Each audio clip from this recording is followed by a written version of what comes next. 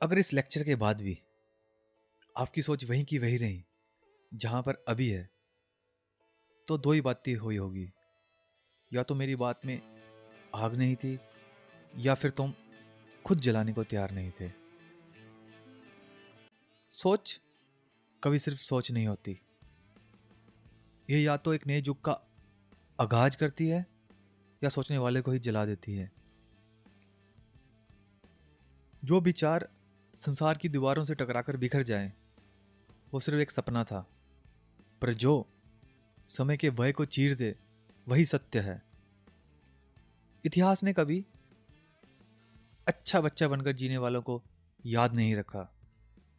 आप अपने पास एग्जाम्पल देख लीजिए, जैसे Maharana Pratap, Chhatrapati Shivaji Maharaj, Gautam Buddha, Plato, Socrates, Aristotle, Osho, Krishnamurti, Newton, Steve Jobs, Einstein, Nikola Tesla और भी पता नहीं कितने महान लोग। समाज ने सिर्फ उन्हें अमर बनाया जो सोच की तलवार लेकर खड़े हुए, जो सत्ता को नकार गए, जो इंसान के दिमाग की पावर पर विश्वास रखते थे। अगर तुम्हें लगता है कि दुनिया सिर्फ एक फिक्स्ड पैटर्न पर चलती है, जो दिखता है वही सही है, वही सच है, और सिस्टम को चैलेंज करना स्टूपिडिटी है, तो रुको, ये स्टोरी आपके लिए ही बनी है। आज हम उन 3 सोच के वॉरियर्स की बात करने वाले हैं जिन्होंने विचारों की जंजीरें तोड़ दी, समाज की सीमाओं को पार कर लिया और दुनिया के सोचने को तरीके को ही हिला डाला। अगर आप आज इस लेक्चर को ध्यान से सुनते हैं तो आपकी सोच बदलना तय है, चाहे आप चाहे या ना चाहे। But transformation is inevitable. अगर आपको दुनिया को अलग नज़र से देखना है तो भीड़ से अलग चलकर सोचना पड़ेगा। ऐसा ही एक आदमी था हजारों साल पहले, जिसने भीड़ से अलग चलकर सोचा, और जो एथेंस की गलियों में जा जाकर लोगों से एक सवाल पूछता था, जो तुम जानते हो वो क्या सच है, और तुम्हें कैसे पता? लेकिन दुनिया को सवालों से नफरत है। सच पूछने की कीमत क्या होती है हम सबको पता है, एक ही होती है, वो है मौत। तो सोक्रेटिस के साथ भी वैसा ही हुआ। उसे जहर पिला दिया गया और सोक्रेटिस ने हंसते हंसते वो जहर पी लिया, बट उसने अपने असूलों के साथ कॉम्प्रोमाइज नहीं किया। उसने बोला, मैं सच के साथ खड़ा हूं तो मुझे चिंता की कोई बात नहीं है, मैं ये जहर पी लूंगा। अब ये सवाल अगर मैं आपसे पूछूं कि क्या आप सच के साथ खड़े होने की इतनी बड़ी कुर्बानी दे सकते हो? जरा सोचो। सोक्रेटिस के चले जाने के बाद एक लड़का था जो दुनिया से डिसपॉइंट था। उसने सोचा, अगर ये दुनिया इतनी ही खराब है तो क्यों ना एक नई दुनिया बनाई जाए, एक नई दुनिया इमेजिन करें, एक परफेक्ट सोसाइटी। हम बात कर रहे हैं प्लेटो की। प्लेटो ने एक परफेक्ट सोसाइटी का ड्रीम देखा। उसका विजन था जो इंसान ट्रूली वाइज है वही रूल करे, ना कि जो बस पावर का भूखा है वो नहीं। प्लेटो का दिमाग एक अलग ही लेवल पर चलता था। उसके लिए जो हम देख रहे हैं, जो जी रहे हैं, ये सब एक इल्यूजन था। रियल दुनिया तो आइडियाज की दुनिया है। अगर आज तुम बोलते हो सिस्टम करप्ट है, तो याद रखना, प्लेटो पहला बंदा था हजारों साल पहले जिसने इस बात को डीपली समझा था। अगर प्लेटो एक ड्रीमर था तो एरिस्टोटल एक हार्डकोर रियलिस्ट था। उसके लिए सोच हवा में उड़ती चीज नहीं है, हर चीज लॉजिकल है। और हर चीज एक्सपीरियंस और एविडेंस पे बेस्ड होनी चाहिए। तुम्हारी जो साइंटिफिक थिंकिंग है, जो लॉजिकल अप्रोच है, जो फैक्ट बेस्ड रीजनिंग है, ये सब एरिस्टोटल के बिना एग्जिस्ट ही नहीं करती। ये आदमी जो थॉट एम्पायर का किंग था, वही अलेक्जेंडर द ग्रेट का टीचर भी बना। एक बंदा आइडियस का एम्परर बना और उसका चेला पूरी दुनिया जीतने को निकल गया। अब सवाल उठता है, ये सब तुम्हारे लिए क्यों इंपॉर्टेंट है? अगर सोक्रेटिस सवाल नहीं उठाता तो सोच वहीं फ्रीज हो जाती। अगर प्लेटो सपने नहीं देखता तो हम सिर्फ रियलिटी में फंसे रहते। अगर एरिस्टोटल लॉजिक नहीं लगाता तो दुनिया अब तक अंधविश्वास में डूबी रहती। अगर तुम इन तीनों को नहीं समझते तो तुम्हारी सोच किसी और की दी हुई है, तुम्हारी खुद की नहीं। इस लेक्चर के बाद आपकी सोच बदलना तय है। ये वो थिंकर्स है तीनों जिन्होंने पूरी दुनिया के सोचने के तरीकों को बदल दिया। तो आज अगर आप अपने सोचने के तरीकों को बदलना चाहते हैं, आप चाहते हैं कि मैं अपनी लाइफ में कुछ करूं पर मुझे समझ नहीं आ रहा कि मैं क्या करूं, मैं काफ़ी टाइम से ट्राई कर रहा हूं पर मुझे पता नहीं लग रहा कि मैं क्या करूं, तो ये लेक्चर आपके लिए ही बना है। क्योंकि सबसे बड़ी रेजिस्टेंस क्या है कुछ करने के लिए? माइंडसेट। और अगर आप इन तीनों बंदों के आइडियाज़ को, थॉट्स को सुनेंगे, समझेंगे, तो आपका ज़िंदगी जीने का पर्सपेक्टिव ही चेंज हो जाएगा। वाह वाली फीलिंग आएगी, वाह। तो आज हम क्या कवर करेंगे? आज हम इस लेक्चर में कवर करेंगे how do humans navigate the world around us. Second is what is philosophy. Third, pre Socratic thinkers. Fourth, Socrates. Fifth, Plato. And sixth, Aristotle. तो कॉपी पेन निकाल लो और जो जो आपको इंपॉर्टेंट लगता है उसको नोट करते रहो। और दिमाग में सिर्फ एक ही याद रखना बात, कि मुझे खुद को बदलना है। अपनी मम्मी पापा को बोल दो, या अपने हस्बैंड को या अपनी गर्लफ्रेंड को बोल दो, अगले कुछ घंटों के लिए मुझे डिस्टर्ब मत करना। मुझे पूरी कंसंट्रेशन, पूरा फोकस इस लेक्चर को देना है। कुछ घंटे का लेक्चर है ये, 6 चैप्टर में डिवाइड है। या तो आप दो दो करके चैप्टर देख लो, या एक एक करके देख लो, या तीन तीन करके देख लो, या पूरा देख लो। पर काफ़ी बड़ा होगा लेक्चर, तो मैं आपको एडवाइस करूँगा कि आधा आधा करके देखो। आधा देखो, कुछ घंटे की रेस्ट करो, फिर दोबारा देखो। पर 100% कॉन्सेंट्रेशन के साथ देखना, पूरा कामली देखना, हर एक पॉइंट को ध्यान से समझना। यह जरूर आपकी जिंदगी को चेंज करेगा, मैं गारंटी देता हूं, अगर आप अपना 100% देते हो। So how do we humans navigate the world around us. हम कैसे अपने आसपास की दुनिया को समझते हैं? हम कैसे जानते हैं कि हमारे लिए सही क्या है और हमारे लिए गलत क्या है, हमें क्या करना चाहिए और क्या नहीं करना चाहिए?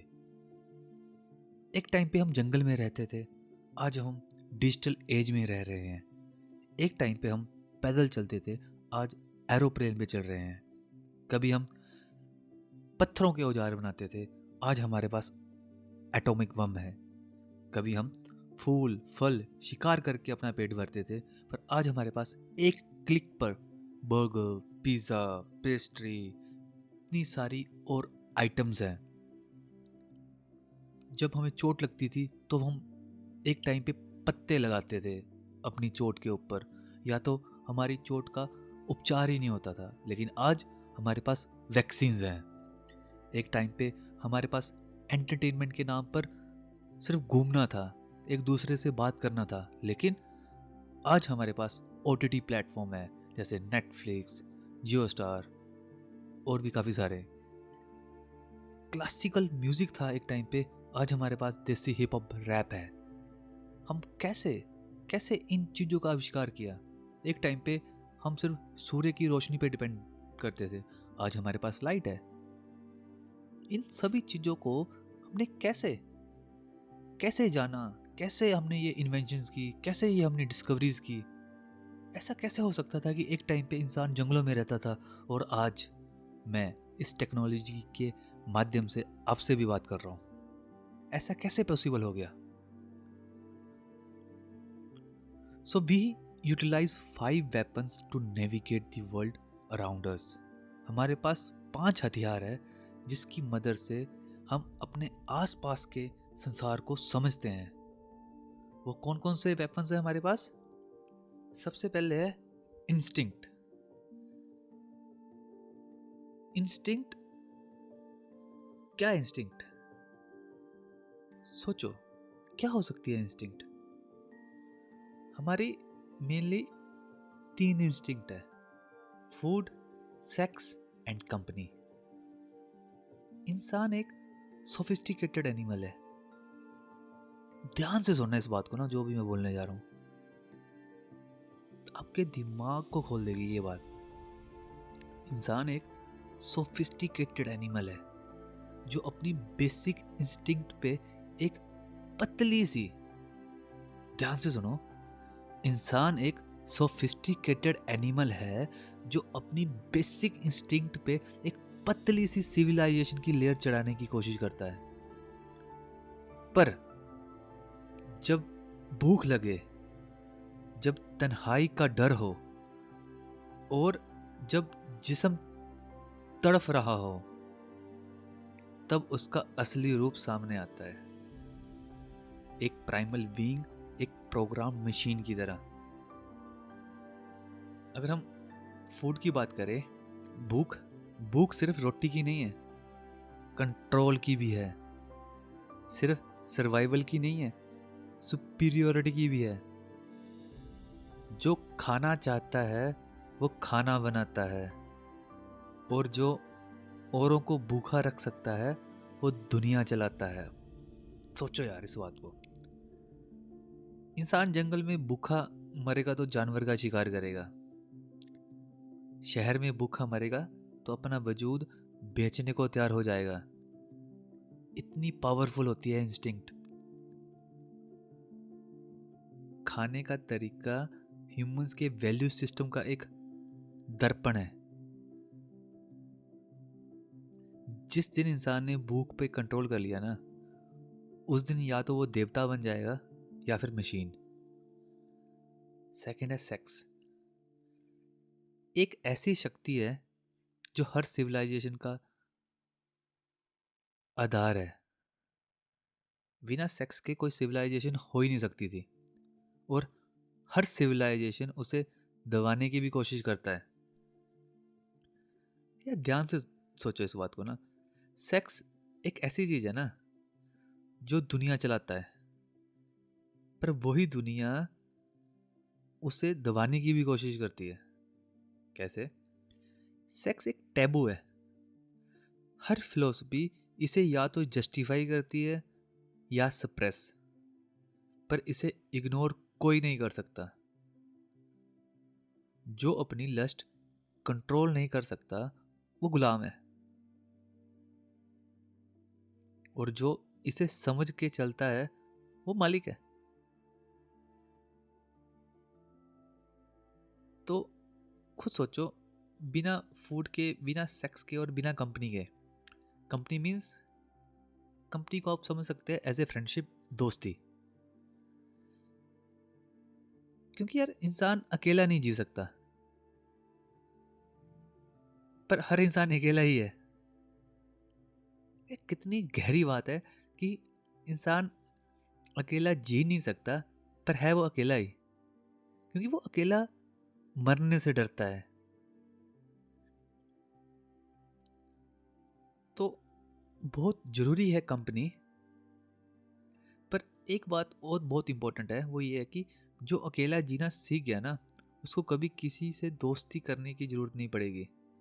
अब मुझे नहीं पता ये एक्चुअल में कितनी बात सच है, क्योंकि अगर मैं अपनी लाइफ को भी देखूँ ना, अगर आप भी अपनी लाइफ को देखें, तो किसी ना किसी टाइम पे हमें ना किसी दोस्त की ना ज़रूरत पड़ती है, जिससे हम अपनी फीलिंग्स को शेयर कर सके, जिससे हम अपनी पूरे दिनचर्या के बारे में बता सके। तो वो तो हमें चाहिए चाहिए होती है। सेकंड है इमोशंस। तो इमोशंस हमारा प्राइमल ड्राइवर है। इमोशंस इंसान के एवोल्यूशन का एक ना पावरफुल फोर्स है। जैसे फियर, एंगर, लस्ट, हैप्पीनेस, सोरो। यार, फियर के बेस पे तो हमारी इकोनॉमिक सिस्टम खड़ा हो चुका है। जैसे लाइफ इंश्योरेंस करवाते हैं, क्यों करवाते हैं? Because of fear. अब तो जो हमारी एडवर्टाइजमेंट है ना, वो भी हमारे इमोशन बेस्ड ही है। जैसे अब कैडबरी को ले लो, डेयरी मिल्क को ले लो, कौन सी एडवर्टाइजमेंट देते हैं? वो इस तरह की एडवर्टाइजमेंट देते हैं कि जब खुशी का मौका होगा तो आप अपने दोस्त को गिफ्ट करोगे। जब आपको प्यार का इजहार करना है तो आपको कैडबरी गिफ्ट करनी है। जब आपको किसी को मनाना हो तो कैडबरी गिफ्ट करनी है। जब आपको किसी से रूठना हो तो अभी कैडबरी एक्सपेक्ट करनी है। This is how powerful emotions are.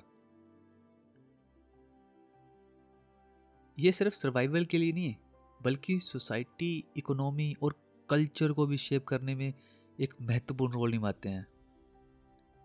Emotion ही हमें रिलेशनशिप बनाने, नए आइडिया सोचने और रिस्की डिसीजन लेने की हिम्मत देते हैं।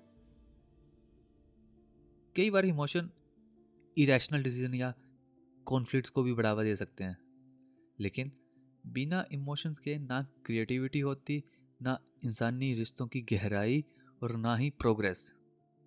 अगर बिल्कुल शॉर्ट में बोलूँ ना मैं, तो इमोशन इंसानियत का कोर है।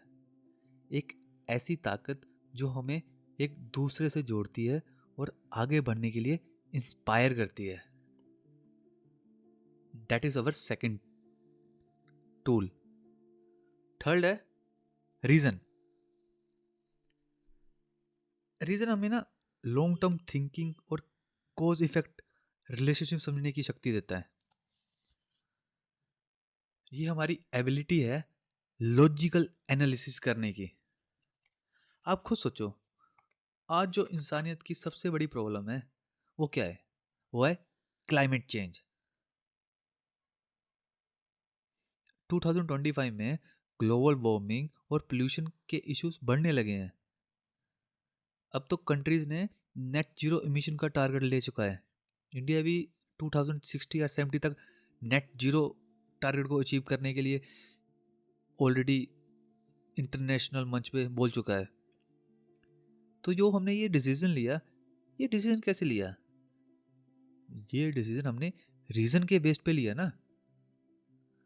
क्यों? क्योंकि हमें पता है कि अगर क्लाइमेट चेंज होगा, ग्लोबल वार्मिंग बढ़ेगी, उसके कारण हमारे वेदर पे इम्पैक्ट करेगा। और इंडिया की तो 60 to 70% जो एग्रीकल्चर है वो तो मानसून बेस्ड है। हमारे कोस्टल एरिया पे उसका बहुत ज़्यादा इम्पैक्ट पड़ेगा। सर्दियों में ज़्यादा सर्दी होगी, गर्मियों में ज़्यादा गर्मी होगी, जिसके कारण हमारी फसलों पर इम्पैक्ट पड़ेगा। तो वो डिसीजन हमने कैसे लिया? वो डिसीजन लिया हमने रीजन के बेस पे। ओके, तो नेक्स्ट है एक्सपीरियंस। एक्सपीरियंस का मतलब है जो हमें अभी तक सीखा है ना, उसके बेस पे हम डिसीजन लेते हैं, चाहे वो हमारी ज़िंदगी से हो या दूसरों की ज़िंदगी से। मैं आपको एग्जांपल देता हूँ। हम सभी ने कोविड-19 को एक्सपीरियंस किया होगा, और कोविड-19 को एक्सपीरियंस करने के बाद हम और ज़्यादा हाइजीनिक हो गए होंगे, क्योंकि हमारे अंदर अवेयरनेस आई। हमें पता लगा कि क्या क्या चीज़ें होती हैं जो हमें इम्पैक्ट करती है, जो हमारी हेल्थ को इम्पैक्ट करती है, और अपनी हेल्थ को अच्छा रखने के लिए हमें क्या क्या प्रिकॉशंस लेना जरूरी है। ओके, नेक्स्ट है इंट्यूशन। तो इंट्यूशन एक्चुअल में होता क्या है, बड़े ही सिंपल तरीके में आपको मैं बताऊं ना, तो intuition actually instinct plus experience plus unconscious processing होती है ब्रेन की या माइंड की, बोल लो कुछ भी बोल लो। जैसे मैं आपसे पूछूं 10 + 10 × 2 कितने होंगे, तो आप बोलोगे 10 + 10 20 × 2 40। डेट इज नॉट इंट्यूटिव, ये आपके कॉन्शियस माइंड ने काम किया है। पर लेकिन एक आपको ना गट फीलिंग आती है, कई बार होता है ना कि आपको गट फीलिंग आ रही है कि ये ऐसा होगा या ये वैसा होगा, पर आप उस वक्त लॉजिकली नहीं सोच रहे होते, बस आपको एक गट फीलिंग आती है। अभी आप सोच रहे होंगे कि हम तो प्लेटो, सोक्रेटिस, एरिस्टोटल की बात करने लगे थे, हम कहाँ इन पांचों में फंस गए यार। जैसा कि मैंने इसकी इंट्रोडक्शन में आपको बताया भी था, फिलोसफी कहाँ से आई। फिलोसफी आई जब इंसान का पेट भर गया, जब उसके पास खाली टाइम आया, जब उसने इंस्टिंक्ट और इमोशन से परे होके सोचना शुरू किया, रीजन के साथ सोचना शुरू किया, तब उसने सोचा कि सच क्या है, what is truth, what is reality. फिर किसी ने पूछा ओके, अगर ये रियलिटी है, पर हमें कैसे पता कि ये रियलिटी है, उसका सोर्स क्या है। तो इन्हीं पांचों के कॉम्बिनेशन से फिलोसफी बनी। ये पांचों टूल्स ही फिलोसफी और थिंकिंग का बेस है, और इन्हीं टूल्स का यूज करके हम समझते हैं कि एक्चुअल में फिलोसफी है क्या। ओके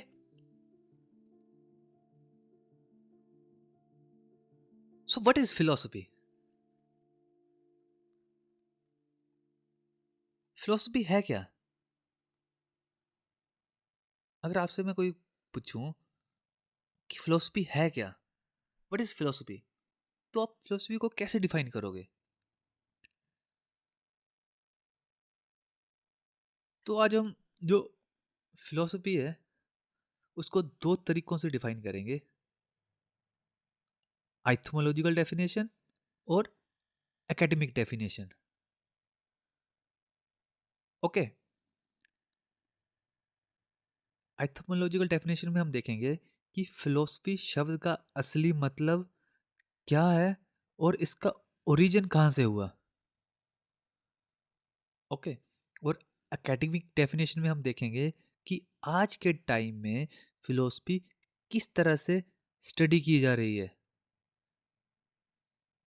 आज के टाइम में किस स्ट्रक्चर्ड फॉर्म में फिलोसफी स्टडी हो रही है। हम पूरी स्ट्रक्चर देखेंगे फिलोसफी की, अलग अलग ब्रांचेस देखेंगे, उन ब्रांचेस की सब फील्ड देखेंगे। ओके, तो पहले हम डिस्कस करेंगे एथियोलॉजिकल डेफिनेशन ऑफ फिलोसफी। जो फिलोसफी शब्द है ना, वो दो ग्रीक शब्दों से बना है। Philosophy word is composed of two Greek words. First is philia. Philia का क्या मतलब है, और सेकंड है सोफिया, और उसका क्या मतलब है। फिलिया का मतलब है भाईचारा की भावना, अटैचमेंट, या फिर एक पैशनेट लव। और सोफिया क्या मतलब है, विजडम, यानी ज्ञान की सच्ची और असली समझ रखने वाला। अगर हम इन दोनों शब्दों को, इन दोनों वर्ड्स को कंबाइन कर दे, फिलिया और सोफिया को, तो इसका लिटरल मीनिंग क्या होगा। इसका लिटरल मीनिंग होगा द लव ऑफ विजडम। इसका मतलब है कि एक फिलोसोफर वो इंसान है जो विजडम का पोजेस नहीं करता, बल्कि उसको खुद में डेवलप करना चाहता है। ये बड़ी गहरी बात है यार, ध्यान से सुनो। फिलोसफर का मतलब ये नहीं है जो विजडम को पोजेस करता है, उसका मतलब है जो खुद में विजडम को डेवलप करना चाहता है। ये एंशियंट ग्रीक वर्ड्स हैं। Near about 6th century BC में लोग अपनी पोलिस स्टेट में रहते थे जो अपनी स्टेट के साथ जुड़े हुए थे। ये चार नहीं बोलना। सबसे पहले फिलोसफी का जो यूज है वो पाइथागोरस ने किया था। उसने बोला था I am not wise, I am a lover of wisdom. तो लोगों ने उसको फिलोसफर बोला और लोगों ने सोचा फिलोसफर वो है जो विजडम को प्यार करता हो। पर प्लेटो ने इस कंसेप्ट को पॉपुलर बनाया और सोक्रेटिस को इसका परफेक्ट एग्जाम्पल बना दिया, क्योंकि प्लेटो एक ऐसा फिलोसफर है जिसने पहली बार एक सिस्टमैटिक वे में फिलोसफी को लिखना शुरू किया।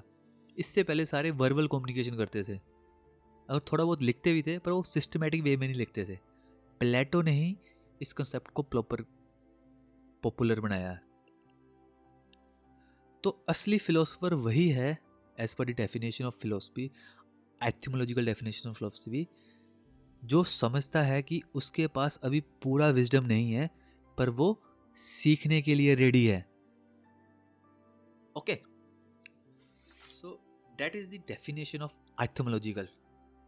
पर अब हम आज इस डेफिनेशन को यूज नहीं करते क्योंकि ये एक स्ट्रक्चर्ड, क्योंकि मान लो कि आज आप कॉलेज में जाओगे या फिर आप कहीं इंटरव्यू देने जाओगे या आपके घर वाले आपसे पूछेंगे कि बेटा आपने फिलोसफी तो पेपर सब्जेक्ट यूज कर लिया है पर उसका मतलब क्या है, आप बोलोगे द लव ऑफ विजडम। उनको पता ही नहीं लगेगा कि आप क्या बोलना चाह रहे हो। तो इसके लिए हमें एक एकेडमिक डेफिनेशन की भी जरूरत है।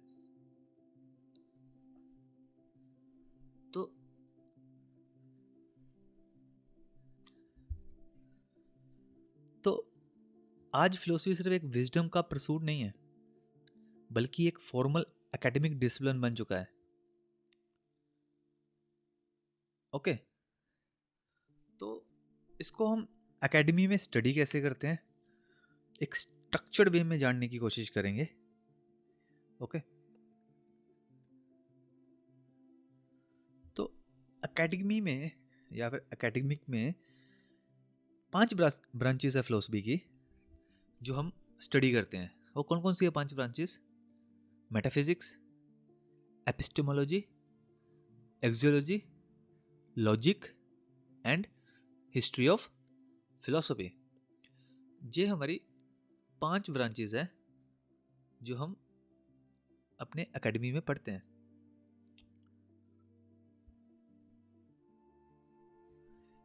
जो ये 5 ब्रांचेस है ना, वो दुनिया को समझने के अलग अलग तरीके प्रोवाइड करते हैं। हर ब्रांच का ना अपना एक कोर क्वेश्चन है। हिस्ट्री ऑफ फिलोसफी को छोड़ देना क्योंकि इसमें तो वही आएगा जो ये चारों के बारे में बड़े बड़े फिलोसफर ने बोला होगा। पर ये चारों के बारे में मैं बोलूँ तो हर ब्रांच का ना एक अपना एक कोर क्वेश्चन है जो उसकी स्टडी को गाइड करता है। तो चलो एक एक करके इन सभी को समझते हैं। तो जो सबसे पहले है वो है मेटाफिजिक्स।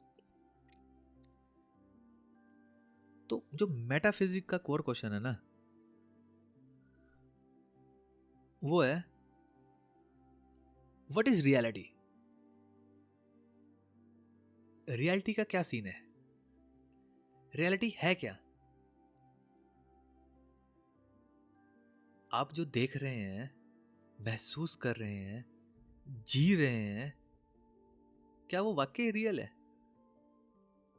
या फिर सिर्फ एक इल्यूजन है जो आपके दिमाग ने एक्सेप्ट कर लिया है? अभी आप सोच रहे होंगे कि ये क्या बातें कर रहा है यार, मेरे सामने ये चेयर पड़ी है, मेरे सामने ये दीवार है, मेरे सामने ये मोबाइल फ़ोन है जिसके ऊपर मैं देख रहा हूँ, ये बिल्कुल रियल है। पर मैं आपको एक एग्जांपल देता हूँ। सोचो, हम सब ने सपने तो लिए होंगे, ऑब्वियस सी बात है, काफ़ी बार लिए होंगे। जब हम उस सपने में होते हैं ना, तो हमें क्या लगता है? उस टाइम हमें जो अभी जिस दुनिया में हम हैं, उस दुनिया का एहसास होता है?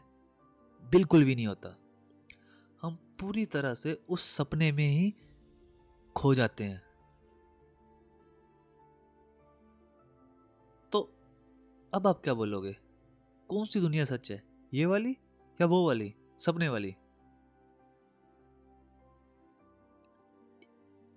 एक और एग्जांपल देता हूँ मैं। समझो, आप एक क्लासरूम में बैठे हो, सामने टीचर पढ़ा रहा है, बैक बेंचर अपने फ़ोन पे रील्स देख रहे हैं, एक नर्डी बच्चा फुल ऑन कंसंट्रेशन में नोट्स बना रहा है। एक नॉर्मल सी लग रहा है, ओके। पर रुको, पर मैं आपको अगर बोलूं कि ये सिर्फ एक वेल स्ट्रक्चर्ड कोड है, जैसे एक वीडियो गेम में करेक्टर्स अपनी स्क्रिप्टेड रियलिटी में जी रहे होते हैं, वैसे ही शायद हम भी एक सिमुलेशन में जी रहे हैं। या फिर ये दुनिया एक ड्रीम है जो सिर्फ तब तक रियल लगती है जब तक आप उसके अंदर हो। अगर एक सपना इतना रियल लग सकता है कि उसमें दर्द, खुशी, इमोशन सब महसूस हो सकते हैं, तो कैसे प्रूव करोगे कि अभी जो आपके सामने ये वर्ड है वो और कोई लेवल का सपना नहीं है? ज़्यादा दूर मत जाओ यार, एक और एग्जांपल ले लो।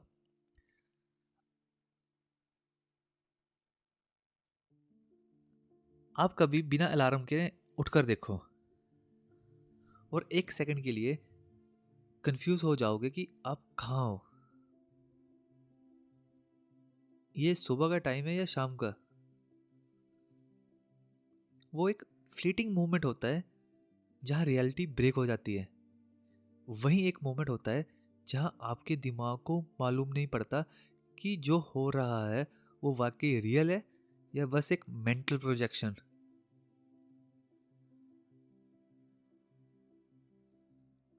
अगर सिर्फ एक मोमेंट में रियलिटी पर शक हो सकता है, तो सारी लाइफ एक इल्यूजन होने की पॉसिबिलिटी क्यों नहीं हो सकती? तो जो मेटाफिजिक्स है वो यही क्वेश्चन पूछती है, व्हाट इज रियलिटी? एक्चुअल में रियलिटी है क्या?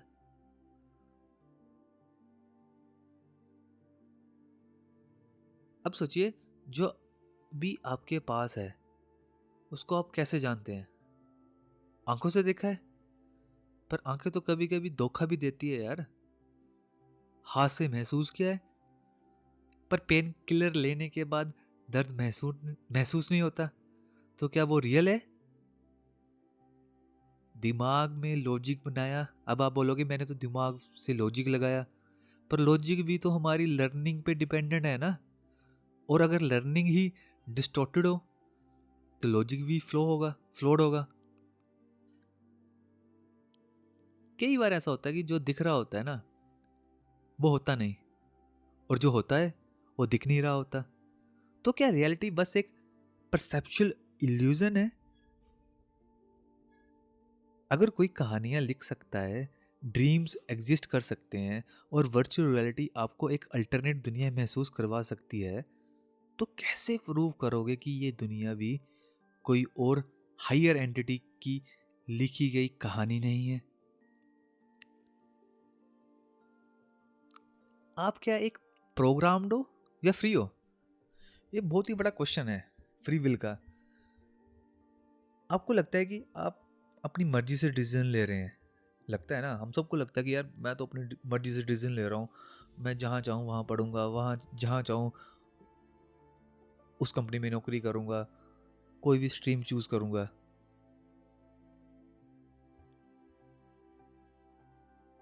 पर रुको, क्या आप वाकई फ्री हो या बस एक वेल कोडेड प्रोग्राम हो? आप बोलोगे ये कैसे, ये बात थोड़ी डाइजेस्ट नहीं हुई। टेंशन मत लो, एक एग्जांपल ले लो। आप सुबह उठे, ब्रश करते हो, खाना खाते हो, काम पे जाते हो या स्कूल जाते हो या कॉलेज जाते हो। आप किसी लड़की लड़के को देख के अट्रैक्ट होते हो बिना कॉन्शियसली सोचने के। आप किसी चीज़ पे गुस्सा हो जाते हो बिना ये सोचे कि वो गुस्सा वाकई ज़रूरी था या नहीं। क्या ये सब लक्षण आपकी चॉइस के हैं या एक प्री प्रोग्राम्ड रिस्पॉन्स? अगर आपको किसी भी चीज़ पर रिएक्शन देना होता है, क्या वो रिएक्शन ऑटोमेटेड है या फिर आप सोचकर वो रिएक्शन देते हो? तो सोचो, क्या आप वाकई फ्री हो या फिर आप एक सिर्फ एक बायोलॉजिकल एआई हो, आर्टिफिशियल इंटेलिजेंस, जो सिर्फ सर्वाइवल और रिप्रोडक्शन के लिए कोडेड है?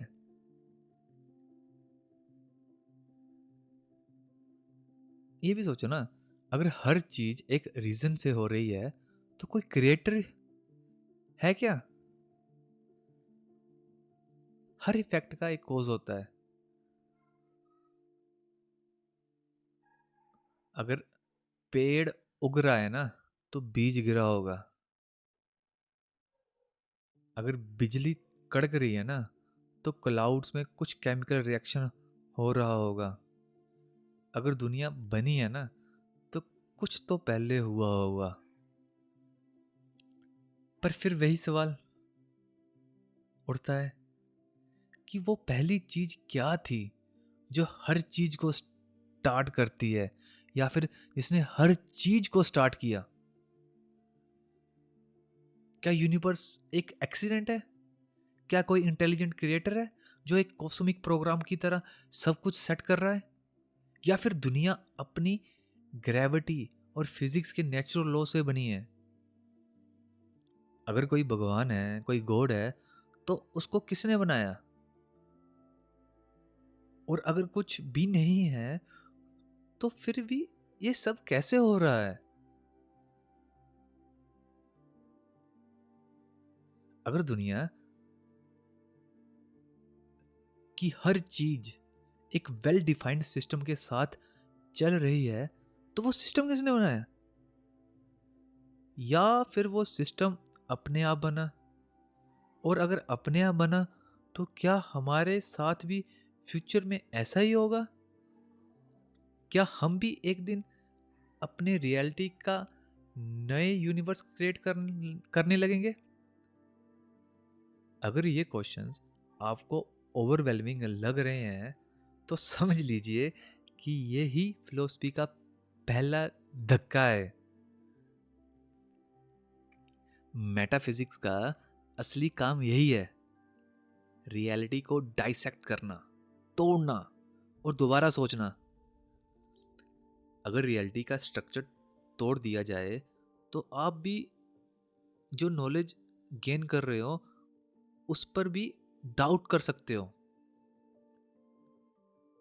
अगर दुनिया वाकई एक इल्यूजन है, तो जो भी आप जानते हो, जो भी आप सीख रहे हैं, वो भी सब एक इल्यूजन ही हो सकता है। हो सकता है कि नहीं हो सकता? क्यों नहीं हो सकता? और अगर आपको लग रहा है कि ये एक बिना किसी मतलब की इंटेलेक्चुअल डिस्कशन है, तो एक बात दोबारा सोचिए। अगर दुनिया वाकई एक प्री प्रोग्राम्ड सिमुलेशन है और ये लेक्चर सिर्फ एक आर्टिफिशियली क्रिएटेड ट्रिगर है जो आपको इस इल्यूजन का पता लगाने से रोक रहा है, तो क्या आप फिर भी इस लेक्चर को बिना किसी डाउट के एक्सेप्ट कर पाएंगे? क्योंकि अगर आपने ये लेक्चर बिना किसी डाउट के एक्सेप्ट कर लिया, तो हो सकता है कि आप एक एआई हो जो अपने प्रोग्रामिंग के बियॉन्ड जाने के लिए बना ही ना हो। समझ पा रहे हो मैं क्या बोलना चाह रहा हूं? तो मेटाफिजिक्स का यही सबसे मेन काम है, ये जानना कि what is reality, reality actual में है क्या। तो रियलिटी को समझने का जो माध्यम है ना, वो मेटाफिजिक्स ही है। इसकी काफ़ी सारी ब्रांचेस भी है। तो इसकी जो फर्स्ट ब्रांच है ओंटोलॉजी, मतलब एग्जिस्टेंस की मिस्ट्री है। मैं हूं तो कौन हूं, हु एम आई। जो चीज एग्जिस्ट करती है उसका नेचर क्या है। अब ओंटोलॉजी कैसे रियलिटी को डिफाइन करने की कोशिश करती है वो जानते हैं। जो ओंटोलॉजी का मेन काम है ना, वो है बीइंग, यानी अस्तित्व को समझना। ये पूछती है जो कुछ भी है वो एक ही चीज का पार्ट है या मल्टीपल चीजें हैं। एक तो ये सवाल पूछती है ओंटोलॉजी। दूसरा सवाल क्या पूछती है, दूसरा सवाल पूछती है क्या दुनिया सिर्फ फिजिकल है या इसके पीछे एक स्पिरिचुअल रियलिटी भी है। ये दूसरा सवाल है। तीसरा सवाल है क्या सेल्फ और आइडेंटिटी एक इल्यूजन है या एक रियल चीज है। मैं आपको एग्जांपल देता हूँ, मे बी आप इस चीज को अच्छे से ग्रास्प कर सको। आप एक ह्यूमन बीइंग है या सिर्फ न्यूरॉन्स और बायोकेमिकल रिएक्शन का एक सिस्टम। मैं दोबारा से बोलता हूँ, आप एक ह्यूमन बीइंग है या सिर्फ एक न्यूरॉन्स और बायोकेमिकल रिएक्शन का एक सिस्टम। आप सेम पर्सन है जो 5 साल पहले थे या हर मोमेंट आप बदल रहे हैं। कुछ फिलोसफर ये भी बिलीव करते हैं कि रियलिटी सिर्फ हमारे माइंड की क्रिएशन है और उसके बिना कुछ भी रियल नहीं है। ओके, तो ये है हमारी ब्रांच ओंटोलॉजी। नेक्स्ट ब्रांच है कॉस्मोलॉजी। आपको इसके नाम से पता लग रहा होगा कि ये यूनिवर्स से रिलेटेड लग रही है। तो कॉस्मोलॉजी का जो मेन पर्पस है वो पता करना है कि ये यूनिवर्स क्या है, ये यूनिवर्स का सीन क्या है यार भाई। यूनिवर्स कब बना, कैसे बना और क्यों बना। बड़ा सिंपल है, कब बना, कैसे बना और क्यों बना। कॉस्मोलॉजी बिग बैंग से लेकर ब्लैक होल्स तक टाइम और स्पेस के नेचर को समझाने की कोशिश करती है। और ये क्या पूछती है, ये पूछती है क्या क्या यूनिवर्स एक प्लान के साथ बना या सब कुछ रैंडम है। पहला क्वेश्चन है इसका, जो ये यूनिवर्स है ये कोई प्लान था या फिर रैंडम है। दूसरा क्वेश्चन है क्या टाइम और स्पेस एक इल्यूजन है या फंडामेंटल रियलिटी है। सोचो यार, हम पोस्ट डेली यूज करते हैं time time time time time, पर एक्चुअल में टाइम है क्या। कैसे डिफाइन करोगे आप टाइम को, 1 घंटा 2 घंटा 60 मिनट अर्थ की रोटेशन से। पर एक्चुअल में टाइम क्या है, मोमेंट। पर मोमेंट क्या है, सोचो यार कि टाइम है क्या। थर्ड क्वेश्चन है कॉस्मोलॉजी का, क्या मल्टीवन यूनिवर्स एग्जिस्ट करते हैं। मैं आपको एग्जांपल देता हूं क्योंकि यार बिना एग्जांपल के आप समझ नहीं पाओगे फिलोसफी को। Philosophy is all about examples. Suppose आप एक वीडियो गेम के कैरेक्टर हैं, आपको लगता है कि आपका वर्ल्ड रियल है। जो वीडियो गेम में कैरेक्टर है उसको यही लगता होगा ना कि उसका वर्ल्ड रियल है, लेकिन आपके कोड के बाहर एक प्रोग्रामर भी एग्जिस्ट करता है।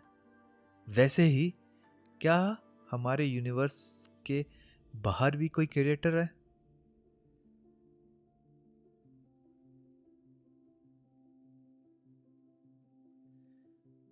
क्वांटम फिजिक्स के कुछ थ्योरीज कहती हैं कि टाइम और स्पेस के बिना भी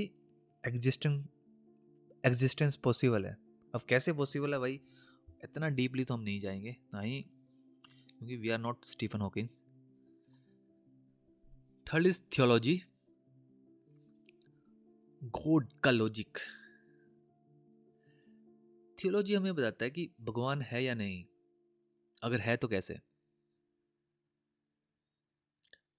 जो थियोलॉजी क्वेश्चन पूछती है, जो वो पूछती है, थियोलॉजी का मेन फोकस है गॉड की एग्जिस्टेंस पर। और ये क्वेश्चन क्या पूछती है, ये पूछती है अगर गॉड है तो उसका नेचर क्या है, क्या गॉड लॉजिकल नेसेसिटी है या सिर्फ ह्यूमन इमेजिनेशन, अगर गॉड परफेक्ट है तो दुनिया में सफरिंग क्यों है। क्या क्वेश्चन है यार, अगर गॉड परफेक्ट है तो दुनिया में सफरिंग क्यों है।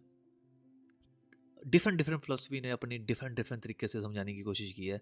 जैसे हिंदू में बोला गया कि हमारे कर्मा ऐसे होते हैं, कर्मा के कारण हमें सफरिंग झेलनी पड़ती है। वैसे ही अलग अलग फिलोसफी ने इसके अलग अलग आंसर दिए हैं, वो हम जानेंगे आगे।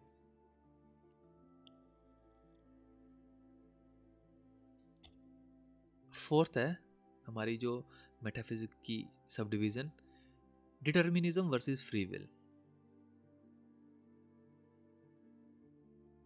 अगर इसको मैं बिल्कुल सिंपल तरीके से आपको समझाऊं ना, और ऑल्दो हम आगे डिटेल में डिस्कस करेंगे जब भी हम इसको पढ़ेंगे, डिटर्मिनिज्म वर्सेस फ्री विल, एक आपको छोटा सा प्यारा सा एग्जांपल देता हूँ मैं।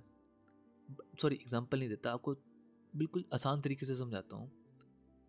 डिटर्मिनिज्म वर्सेस फ्री विल में क्या है, इसका बोलना है क्या आपके पास जो चॉइसेस हैं वो आपके हैं या फिर वो एक इल्यूजन है। आपके डिसीजन आपके हैं या पहले से ही लिखे हुए हैं। जैसे अगर आप थियोलॉजिस्ट से पूछेंगे ना, वो बोलेंगे सब कुछ पहले से लिखा हुआ है, बिना भगवान की मर्जी से एक पत्ता भी नहीं हिलता। That is a one explanation. और रैशनलिस्ट अपनी एक्सप्लेनेशन देंगे, आइडियलिस्ट अपनी एक्सप्लेनेशन देंगे। हर फिलोसफी की जो डिफरेंट डिफरेंट टाइप है वो अपनी अपनी एक्सप्लेनेशन देंगी, क्योंकि फिलोसफी की हर ब्रांच ना, हर टाइप सिर्फ एक ही चीज को डिफाइन करने में लगी है जो उनके अकॉर्डिंग है ट्रुथ। ओके,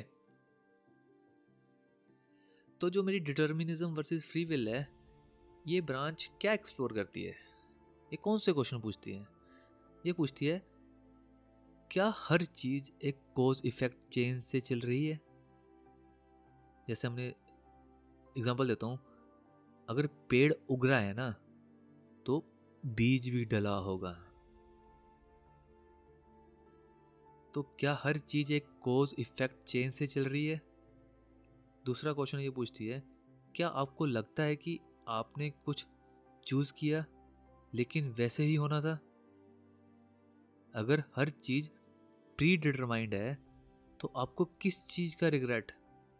ये तीसरा क्वेश्चन था कि अगर हर चीज प्री डिटरमाइंड है तो आपको किस चीज का रिग्रेट है। रेप होते हैं तो होने दो, कत्ल होते हैं तो होने दो, कोई दूसरे को मार रहा है तो मारने दो, सब कुछ तो प्री डिटरमाइंड है। और नेक्स्ट है आइडेंटिटी एंड चेंज।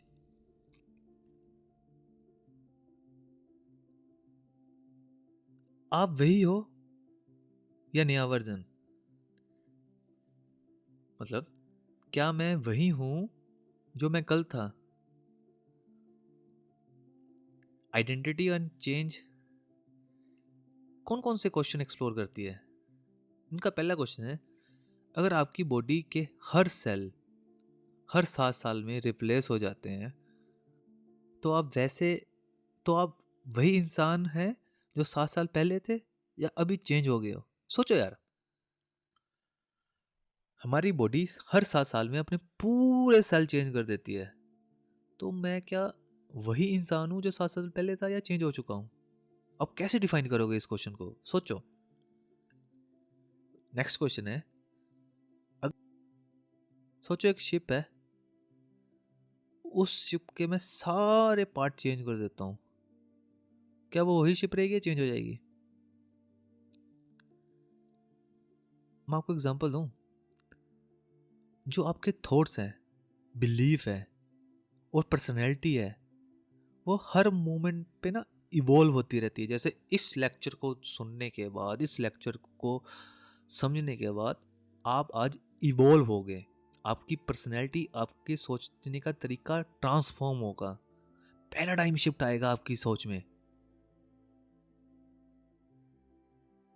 तो क्या आप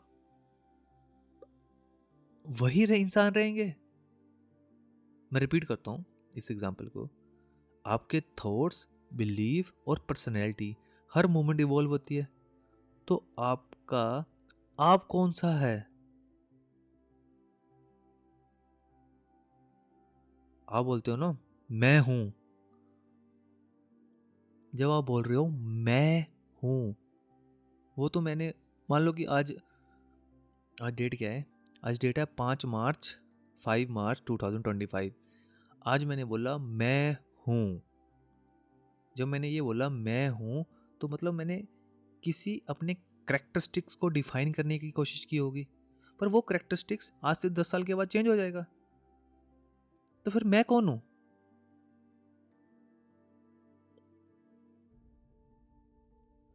तो इन सबको मिला के मेटाफिजिक्स का क्या मतलब निकला?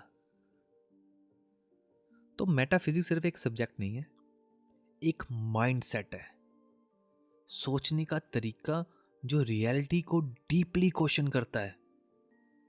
अगर आपको लगता है कि दुनिया का जो वर्जन आपको दिख रहा है वही सच है, तो शायद आप अब तक फिलॉसफी का पहला कदम भी नहीं चले।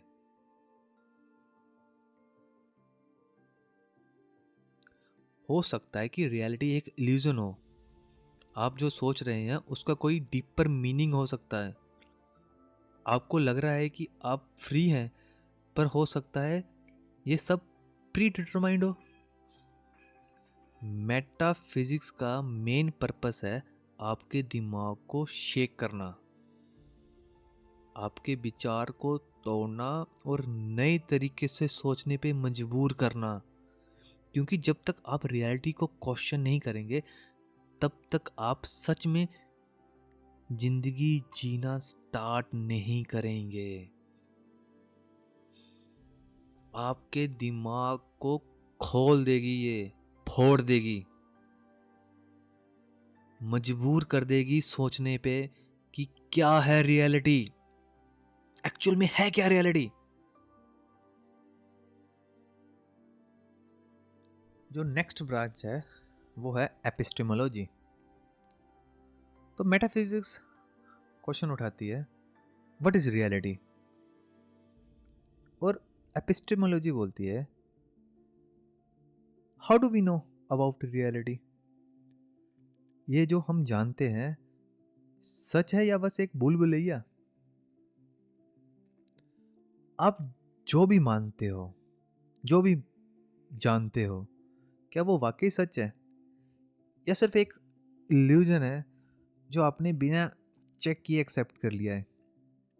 जरा सोचिए, एक स्कूल क्लासरूम का सीन। टीचर ने बोला अर्थ गोल है। आपने बिना किसी डाउट के मान लिया, हाँ भाई अर्थ गोल है।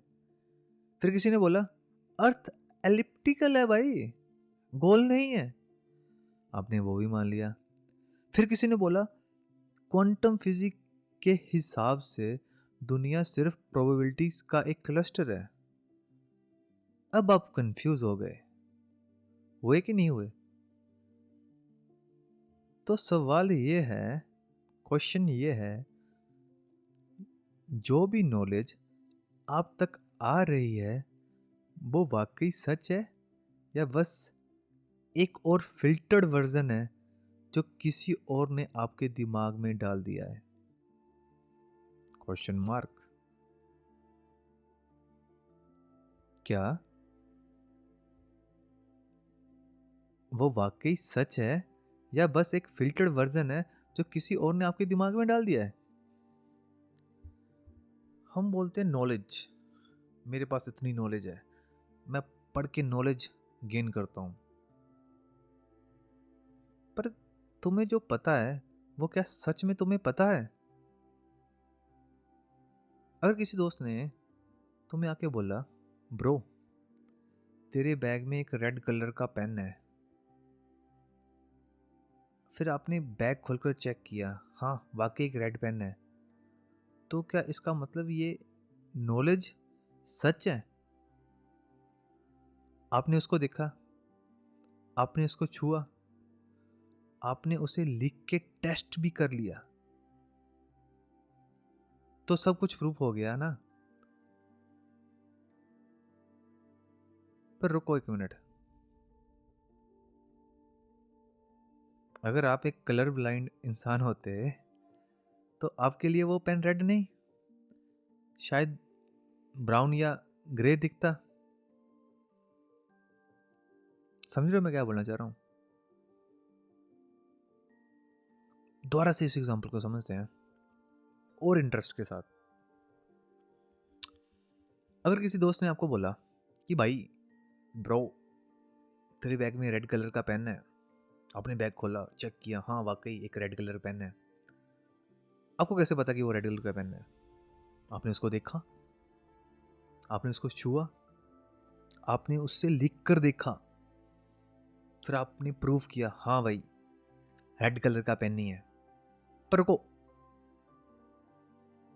अब थोड़ा सा सिनेरियो चेंज हो गया है। अगर आप एक कलर ब्लाइंड इंसान होते तो आपके लिए वो रेड पेन नहीं, शायद ब्राउन या ग्रे होता। अगर आप बिना देखे किसी और पे भरोसा करते तो हो सकता है वो बंदा झूठ बोल रहा हो। और अगर एक दिन दुनिया में एक ऐसा वायरस आ गया जो आपके दिमाग की रियलिटी परसेप्शन को डिस्टॉर्ट कर रहा हो, तो जो आपको सच लग रहा है वो भी एक हेलुसिनेशन हो सकता है। हो सकता है कि नहीं हो सकता है? तो क्या सच में आपके पास कोई भी एब्सोल्यूट नॉलेज है या नहीं? अब क्वेश्चन खड़ा होता है कि क्या अगर नॉलेज सिर्फ बिलीव ही है, हमारे मानने से ही सब कुछ है, तो क्या कोई वाकई कोई चीज सच भी है या सब कुछ इल्यूजन ही है? जो नॉलेज है ना, उसका एक बेसिक स्ट्रक्चर है। फर्स्ट है बिलीव, सेकंड है जस्टिफिकेशन, थर्ड है ट्रुथ। बिलीव मतलब आपको लगता है कि कुछ सच है। जस्टिफिकेशन, आपके पास कोई रीज़न या प्रूफ है। ट्रुथ, वो चीज़ वाकई सच होनी चाहिए। एग्जाम्पल ले लो, अगर किसी ऑफिस में एक बंदा कॉन्फिडेंट टोन में बोले, मैं बॉस का राइट हैंड हूँ, और सब उसको मान ले, क्या इसका मतलब वो सच बोल रहा है? नहीं। जब तक प्रूफ नहीं मिलता तब तक वो बिलीव नहीं है, नॉलेज नहीं है। और अगर बिलीफ को बार बार रिपीट किया जाए तो वो नॉलेज लगने लगती है। जैसे हिस्ट्री में जो लिखा है वो हमेशा सच हो, ऐसा जरूरी थोड़ी ना है। आपको क्या पता है कि जो आपको पता है वो सच ही है? आप जो भी जानते हो वो तीन तरीके से आता है, परसेप्शन, रीजनिंग और मेमोरी। परसेप्शन मतलब आंखों से देखा, रीजनिंग मतलब दिमाग में जो लॉजिक लगाया, मेमोरी जो याद रहा। पर क्या इन तीनों में शक नहीं हो सकता?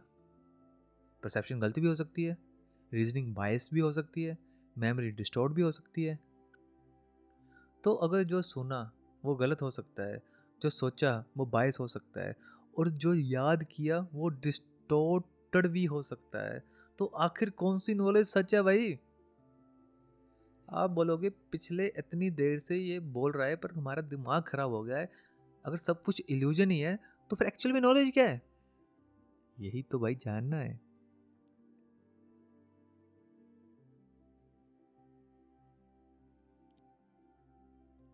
अब एक और एंगल सोचिए, अगर आप किसी चीज को लॉजिकली प्रूव भी कर दो तो भी गारंटी नहीं है कि वो सच है। जैसे एक मैथमेटिकल इक्वेशन ले लो, अगर आप बोलो कि 2 + 2 = 4, तो शायद एक अल्टरनेट डायमेंशन में 2 + 2 का आंसर 5 भी हो सकता है। साइंस भी हमेशा इवोल्व कर साइंस भी तो हमेशा इवोल्व भी हो रही होती है ना। जो एक ज़माने में सच माना जाता था वो आज डिस्प्रूव हो चुका है। एक टाइम पे लोग समझते थे कि अर्थ फ्लैट है, पर आज पता चल रहा है कि 8 फ्लैट नहीं है। उसके बाद बोला गया कि अर्थ गोल है, फिर बोला गया अर्थ एलिप्टिकल है, फिर क्वांटम फिजिक्स आई और बोल दिया कि कोई भी सॉलिड रियलिटी वैसे एग्जिस्ट नहीं करती। तो आखिर किस नॉलेज को एब्सोल्यूट सच मान सकते हैं हम यार? क्या नॉलेज बस एक इल्यूजन है? अगर आप एग्ज़ाम में 100 मार्क्स ले आओ तो क्या इसका मतलब कि आप इंटेलिजेंट हो, या सिर्फ आपने जो सिलेबस में लिखा था वो रोट लर्न करके रिपीट कर दिया? क्या जो नॉलेज आपको दी गई वो आपकी सोच से आई है, या सिर्फ एक उधार लिए हुए सत्य से जो सोसाइटी ने आपके अंदर डाल दिया है? अगर आपको ये सब सुन के डाउट हो रहा है तो मुबारक हो, आपने एपिस्टेमोलॉजी को, मुझे तो बड़ा ही मजा आता है इस शब्द को बोलने का, एपिस्टेमोलॉजी। तो आपके मन में अगर डाउट होने लगा हो खुद पे, अपनी नॉलेज पे, तो कंग्रेचुलेशन, आपने एपिस्टेमोलॉजी को समझना शुरू कर दिया है।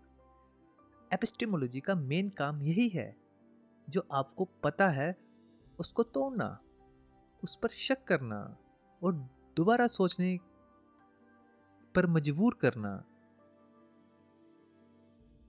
कि आप जो जानते हो वो वाकई सच है या फिर जस्ट एक अजम्पशन। अगर आपने ये लेक्चर बिना किसी डाउट के मान लिया तो हो सकता है कि आप सिर्फ एक प्रोग्राम माइंड हो जो बिना क्वेश्चन पूछे हर नॉलेज को एक्सेप्ट करने के लिए बना है।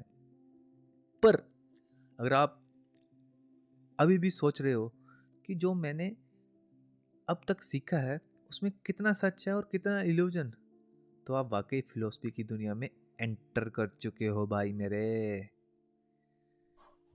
आज आप ज्ञानी बनने वाले हो, आत्मज्ञान मिलने वाला है आपको आज। तो जैसे मेटाफिजिक्स की ब्रांचेस थी वैसे ही एपिस्टेमोलॉजी की भी ब्रांचेस हैं। एम्पिरिसिज्म, एपिस्टेमोलॉजी बताती है कि हम सच तक कैसे पहुंच सकते हैं, जैसे मेटाफिजिक्स हमें बताती है कि हम रियलिटी तक कैसे पहुंच सकते हैं, और फिर एपिस्टेमोलॉजी बोलती है कि हमें कैसे पता कि रियलिटी क्या है। तो साथ साथ में सोल्यूशन भी देती है एपिस्टेमोलॉजी। तो जो फर्स्ट मेथड है रियलिटी तक पहुंचने का वो है एम्पिरिसिज्म।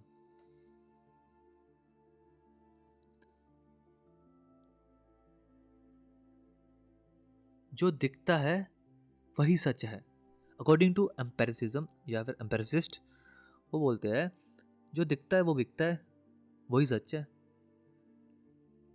जो चीज़ हम एक्सपीरियंस कर सकते हैं वही असली नॉलेज है, अकॉर्डिंग टू एम्पेरिसिज्म। एम्पेरिसिज्म ये मानता है कि सारी नॉलेज सिर्फ और सिर्फ एक्सपीरियंस से ही आती है। अगर किसी चीज़ को हम देख नहीं सकते, टच नहीं कर सकते, फील नहीं कर सकते, तो वो कैसे सच हो सकती है? अगर आप एक न्यू बॉर्न बेबी होते जिसे कोई सिखाता ही नहीं, तो क्या आप कुछ जान पाते? ये मैं नहीं बोल रहा, ये एम्पिरिसिज्म बोल रही है। साइंटिफिक मेथड भी इसी पर बेस्ड है। Observation plus experiment is equal to knowledge. जैसे भी कोई फिलोसफर आता है या कोई साइंटिस्ट आता है अपनी थ्योरी लेके, तो उससे पूछते हैं ना एम्पेरिकल एविडेंस क्या है आपके पास। वो एम्पेरिकल एविडेंस कैसे आता है? वो आता है ऑब्जर्वेशन बस एक्सपेरिमेंट से। तो according to metaphysics, what is reality? According to epistemology, what is knowledge? तो एम्पेरिसिज्म के अकॉर्डिंग नॉलेज क्या है? Observation plus experiment is equal to knowledge. That is first branch. Second is rationalism. Rationalist बोलते हैं जरूरी नहीं जो हमें दिखता है वही बिकता है और वही सच है, क्योंकि आंखों से देखा हुआ भी गलत हो सकता है। एग्जाम्पल के लिए मिराज, रेगिस्तान में मिराज देखते हैं ना, हमें ऐसा लगता है कि वो पानी है, पर एक्चुअल में वो पानी नहीं होता। इसका मतलब वो गलत भी हो सकता है। तो रैशनलिस्ट बोलते हैं, या फिर रैशनलिज्म में क्या बोला जाता है कि दिमाग से सोचो, सब समझ आएगा। नॉलेज सिर्फ एक्सपीरियंस से नहीं बल्कि लॉजिक और रीजन से भी आती है। रैशनलिस्ट बोलते हैं हाँ भाई, कुछ चीजें एम्पेरिसिस्ट भी सही बोल रहे हैं, पर वो बिल्कुल सही नहीं बोल रहे। कुछ चीजें दिमाग से भी आती है। रैशनलिज्म ये मानता है कि सिर्फ एक्सपीरियंस सब कुछ नहीं बताता। अगर सिर्फ एक्सपीरियंस ही सब कुछ बताता तो मैथमेटिक्स कैसे एग्जिस्ट करती? सोचो यार, हमें कैसे पता लगता 1+1 2 होता है? जंगल में जाओ, काफ़ी सारे पेड़ हैं, कोई नहीं बताता हमें कि 1+1 पेड़ 2 होते हैं, 2+2 पेड़ 4 होते हैं। तो मैथमेटिक्स तो हमारी दिमाग की उपज है। तो रैशनलिस्ट बोलते हैं कि क्या एक न्यू बॉर्न बेबी बिना एक्सपीरियंस के भी कुछ सोच सकता है? अगर आपने कभी किसी जगह का एक्सपीरियंस नहीं किया तो क्या आप फिर भी उसके एग्जिस्टेंस को लॉजिकली समझ सकते हैं? एग्जाम्पल, आपको ये जानने के लिए किसी ट्राइंगल को मेजर करने की ज़रूरत नहीं है कि उसकी एंगल्स का सम 180 होगा। आप बिना किसी ऑब्जर्वेशन के भी ये लॉजिकल रीजनिंग से प्रूव कर सकते हो। ओके,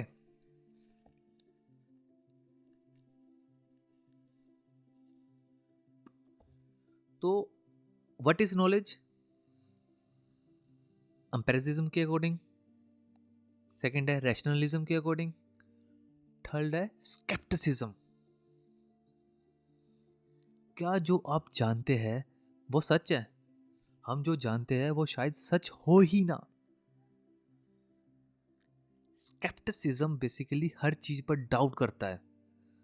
क्या हम जो जानते हैं वो एक्चुअली सच है या सिर्फ इल्यूजन? अगर आपको जो नॉलेज मिली है वो किसी और के इन्फ्लुएंस का रिजल्ट हो, तो अगर आपकी सेंसेस कभी गलत होती है, नहीं, अगर आपके सेंसेस कभी कभी गलत होते हैं तो क्या हमेशा उन पे भरोसा किया जा सकता है? अगर रियलिटी एक सिमुलेशन है तो जो कुछ भी आप जानते हो वो सिर्फ एक प्रोग्राम का पार्ट भी हो सकता है भाई। हो सकता है या नहीं हो सकता है? लो एक एग्जांपल। आपको लगता है कि दुनिया रियल है, पर अगर आप एक ड्रीम में फंसे हुए हो तो वो ड्रीम आपको बिल्कुल रियल लगता है। या अगर आप एक ब्रेन वॉट हो और किसी साइंटिस्ट ने आपके दिमाग में फेक रियलिटी डाल दी हो, तो आपको कैसे पता जो आपको पता है वो बिल्कुल सही है? तो स्केप्टिसिज्म का जो मेन काम है वो है कि हर चीज पे डाउट करो। एंशियंट फिलोसफर और मॉडर्न फिलोसफर जैसे डिकार्ट, ह्यूम, फ्रेडरिक नीचे ने भी ये कहा है कि जो कुछ भी हम देख रहे हैं ना उस पर 100% भरोसा नहीं किया जा सकता। ओके, तो हम नॉलेज कैसे पा सकते हैं? एक तो एम्पेरिसिज्म से, सेकंड रैशनलिज्म से, थर्ड स्केप्टिसिज्म से, फोर्थ कंस्ट्रक्टिविज्म से। इनका बोलना है कि भाई जो नॉलेज का मतलब होता है ना वो हर इंसान के लिए अलग अलग होता है। आपको ना धीरे धीरे ये फीलिंग आएगी यार ये चीजें तो मुझे भी पता थी, ऐसा तो मुझे भी लगता था। बिल्कुल भाई, सबको ऐसा लगता है, पर हम स्ट्रक्चर्ड वे में चीज़ों को एक्सप्लेन नहीं कर पाते। नहीं तो आज हम सब फिलोसोफर होते, हमारा नाम भी किताबों में होता। जस्ट किडिंग, बहुत टफ काम है यार फिलोसफी। तो back on the topic.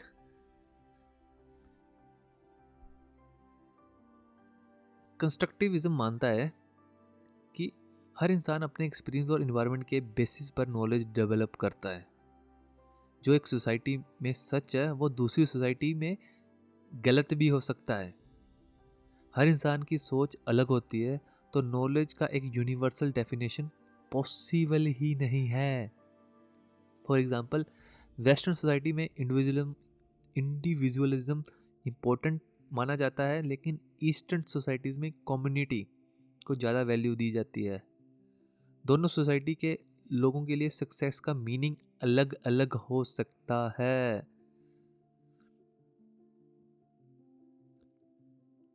Empiricism, rationalism, scepticism, constructivism, and next है प्रैग्मेटिज्म।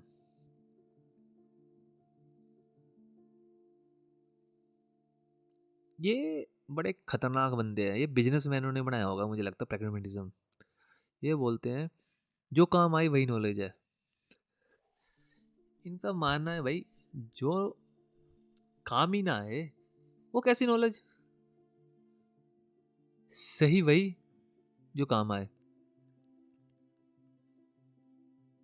प्रैग्मेटिज्म एक प्रैक्टिकल अप्रोच है जो मानता है जो नॉलेज काम आए वही वैल्यूएबल है। अगर किसी आइडिया का रियल वर्ल्ड इम्पैक्ट ही नहीं है तो उसका कोई मतलब नहीं है। ट्रुथ एक प्रोसेस है जो सिचुएशन के अकॉर्डिंग चेंज हो सकता है। वाह, इसने तो मेरी आंखें ही खोल दी। ये बोलते हैं कि ट्रुथ एक प्रोसेस है जो सिचुएशन के अकॉर्डिंग चेंज हो सकता है। एग्जाम्पल, अगर आपको कोई चीज़ प्रूव नहीं करनी लेकिन उसका रिजल्ट अच्छा है तो वो नॉलेज यूज़फुल है। जैसे प्लेसिबो इफेक्ट, अगर एक मेडिसिन सिर्फ बिलीफ की वजह से काम करती है तो वो भी वैल्यूएबल है। तो क्या लगता है आपको एपिस्टेमोलॉजी का क्या मतलब निकला इन सभी चीज़ों को डिस्कस करने के बाद? आप जो भी कुछ जानते हैं उसका सोर्स क्या है? आप वो एक्सपीरियंस का रिजल्ट है? क्या वो एक्सपीरियंस का रिजल्ट है या लॉजिक से समझा है? क्या वो सच है या सिर्फ एक इल्यूजन? जैसे एम्पेरिसिज्म क्या बोलता है जो दिखता है वही सच है। रैशनलिज्म क्या बोलता है लॉजिक और रीजनिंग से भी सच जाना जा सकता है। स्केप्टिसिज्म क्या बोलते हैं क्या जो हम जानते हैं वो सच भी है या नहीं, मतलब डाउट बोलते हैं डाउट करो डाउट करो। कंस्ट्रक्टिविज्म क्या बोलते हैं नॉलेज सोसाइटी और इंडिविजुअल के साथ सोच से बनी होती है। प्रैग्मेटिज्म क्या बोलते हैं जो काम आए वही नॉलेज है। तो भाई और बहनों,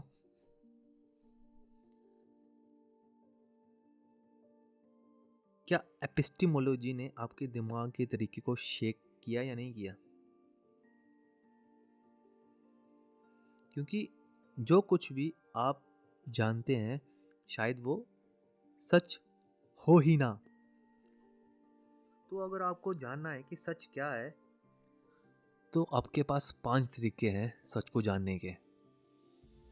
रियलिटी ढूंढने के तरीके हमारे पास 5: ontology, cosmology, theology, determinism, free will, identity and change. अगर आप सिक्स्थ ब्रांच इसकी बना देते हो तो इतिहास की किताबों में आपका नाम भी आ सकता है मेरे भाई, तो ध्यान से सुनो। फिर एपिस्टेमोलॉजी बोलती है कि सच जानने के हमारे पास 5 तरीके हैं: empiricism, rationalism, scepticism, constructivism, pragmatism. इन सभी को पढ़ के हम ये जान सकते हैं कि एक्चुअल में रियलिटी है क्या। तो आगे है हमारे पास जो ब्रांच ग्रीन कलर में, वो है एक्सियोलॉजी। एक्सियोलॉजी बोलती है भाई वैल्यूज का क्या सीन चल रहा है मार्केट में। आई I मीन mean, अगर सब कुछ रिलेटिव है तो सही गलत का मतलब क्या है? जो हम वैल्यूज मानते हैं वो हम एक्सियोलॉजी में स्टडी करते हैं। आपको एक मैं एग्जांपल देता हूँ। सोचिए एक ऑफिस मीटिंग चल रही है, एक बंदा लेट आया और बॉस गुस्से में बोलता है टाइम की वैल्यू समझनी चाहिए तुम्हें। उसको सुन के एक और बंदा सोच रहा है टाइम की वैल्यू मतलब पैसा कमाना, या टाइम इंजॉय करना, या सिर्फ पंक्चुअल रहना। फिर एक और सीन इमेजिन करो, एक स्कूल में एक टीचर ने क्लास में बोला, honesty is the best policy. पीछे बैठे एक स्टूडेंट सोच रहा है, मेरे जैसा, पर अगर एक दिन झूठ बोलने से किसी की जान बच सके तो क्या तब भी ऑनेस्टी बेस्ट पॉलिसी है? खुद सोचो ना, आप दिन में कितने झूठ बोलते होंगे अपने आप को खुश रखने के लिए, अपने परिवार को खुश रखने के लिए, अपनी गर्लफ्रेंड को, अपने बॉयफ्रेंड को, अपने लाइफ पार्टनर को, अपने टीचर को, अपने बॉस को। और आप हर जगह सच बोलने लगे तो अकेला ही रहना पड़ेगा भाई। अगर मोरालिटी, ब्यूटी और एथिक्स सिर्फ ह्यूमन मेड कंसेप्ट है तो क्या वैल्यूज वाकई रियल है, या वैल्यूज भी वही धोखा ही है? एक्सोलॉजी एक बड़ा क्वेश्चन उठाता है, क्या किसी चीज की वैल्यू नेचुरली होती है या सिर्फ हमारी सोसाइटी और सोच उसको वैल्यू देती है? आई रिपीट, ध्यान से सुनो इसको। क्या किसी चीज की वैल्यू नेचुरली होती है या सिर्फ हमारी सोसाइटी और हमारी सोच उसको वैल्यू देती है? जैसे पैसा ले लो, 500 रुपये का नोट किसके लिए वैल्यूएबल है? क्योंकि वो असल में कोई वैल्यू रखता है, या सिर्फ क्योंकि पूरी दुनिया मान रही है कि उसकी वैल्यू है? तो क्या वैल्यू बस एक कलेक्टिव बिलीफ सिस्टम है? अगर कल दुनिया में सब लोग बोलने लगे कि सक्सेस का असली मतलब पैसा नहीं सुकून है, तो क्या डेफिनेशन चेंज हो जाएगी? तो इसका मतलब वैल्यू है क्या? तो एक्सियोलॉजी को हम पढ़ते हैं, जो इसकी फर्स्ट सब डिवीजन है वो है एथिक्स।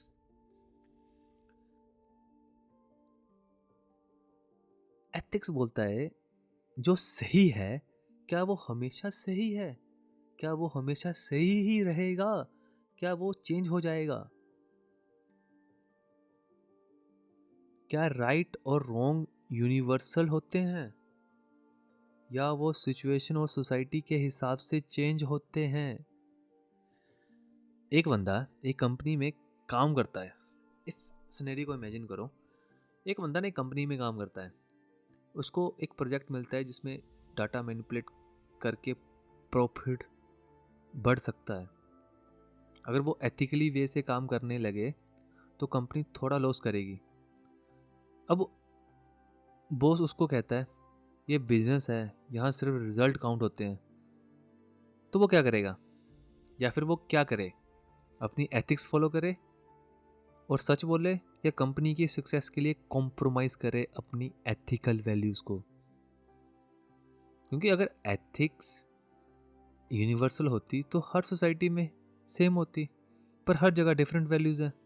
किसी देश में एक चीज़ लीगल है, किसी देश में वही चीज़ इलीगल है। अगर एक सोल्जर बैटल फील्ड में किसी को मार दे तो उसको मेडल मिलता है, पर अगर एक आम आदमी स्ट्रीट फाइट में किसी को मार दे तो उसको जेल हो सकती है। तो क्या मोरालिटी या एथिक्स सिर्फ कॉन्टेक्स्ट पर डिपेंड करती है? क्या एथिक्स भी इल्यूजन है? और सेकंड ब्रांच है जो इसकी एक्सोलॉजी की, वो है एस्थेटिक।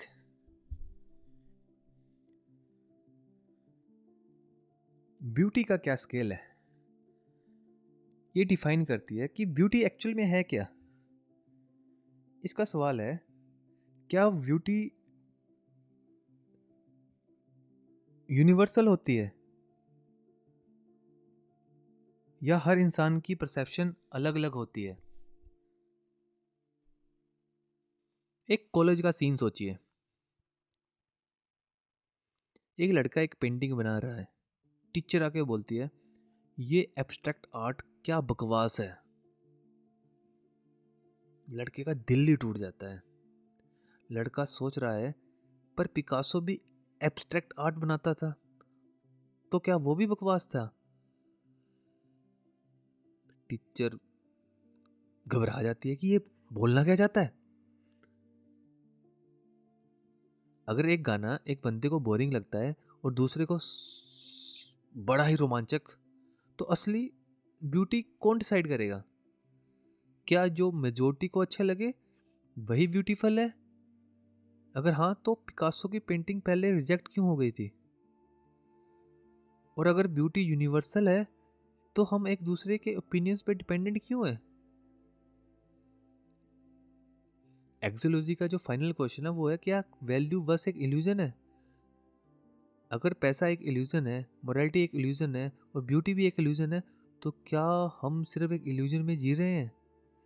अगर दुनिया में किसी भी चीज़ की वैल्यू बस परसेप्शन पर बेस्ड है, तो क्या हम खुद अपनी वैल्यू डिफाइन कर सकते हैं, या हमेशा दुनिया के स्टैंडर्ड्स को ही फॉलो करना पड़ेगा? भाई भाई भाई, अगर ये सवाल आपको डिस्टर्ब कर रहे हैं ना, तो समझ लो कि आप एक्सोलॉजी को समझना शुरू कर चुके हो। कंग्रेचुलेशन। एक्सोलॉजी पूछती है, सच में क्या वैल्यूएबल है? ज़्यादा पैसा, ज़्यादा नॉलेज, ज़्यादा पावर, या सिर्फ एक अच्छा इंसान बनना? आपकी भी अपनी वैल्यू होती होगी ना। एक्सोलॉजी वही फील्ड है जो ये सब सवाल उठाती है। ये फिलोसफी का वो ब्रांच है जो वैल्यू पर ध्यान देता है। क्या सही है, क्या गलत है, क्या वैल्यूएबल है और क्या वर्थलेस है और क्या बकवास है। तो जो नेक्स्ट ब्रांच है हमारी, वो है लॉजिक। बचपन से लेके ना अब तक हमने ये ना लाखों बार वर्ड सुन लिया होगा, लॉजिक। पर लॉजिक है क्या? हमें कैसे पता जो हम बोलते हैं कि ये लॉजिकल है, वो एक्चुअल में लॉजिकल है या लॉजिकल नहीं है? और कोई भी बात लॉजिकली कैसे प्रूव होती है? आप जो सोच रहे हैं वो सच है या बस एक बाइसनेस?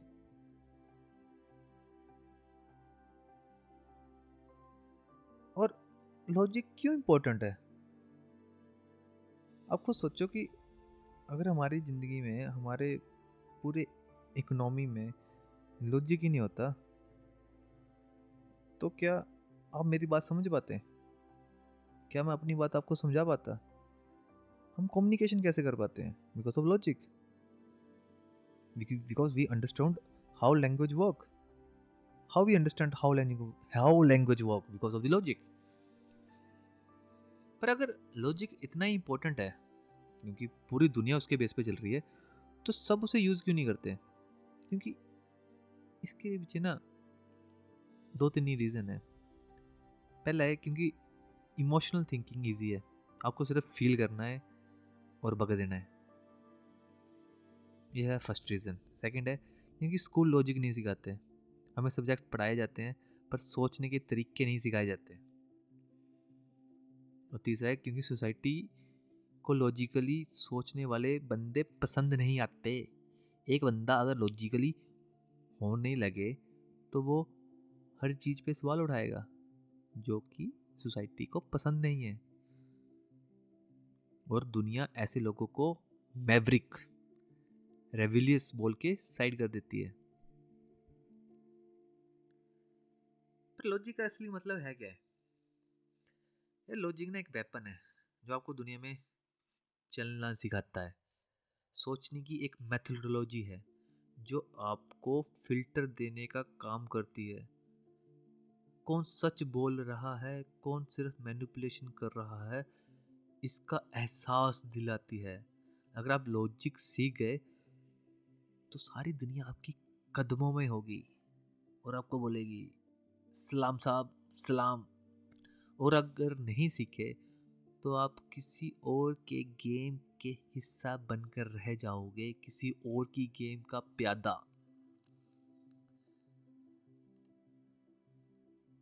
लॉजिक को सीरियसली लो यार, क्योंकि अगर आप लॉजिक को सीरियसली नहीं लोगे तो दुनिया आपको सीरियसली नहीं लेगी। बस याद रखो, जो भी बोलो उसे प्रूव करो, जो भी सुनो उसे तोड़ फोड़ के देखो, जो भी सोचो उसे लॉजिकली टेस्ट करो।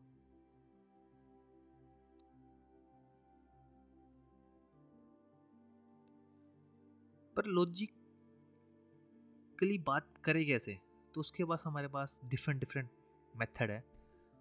फर्स्ट है deductive logic, top to bottom thinking.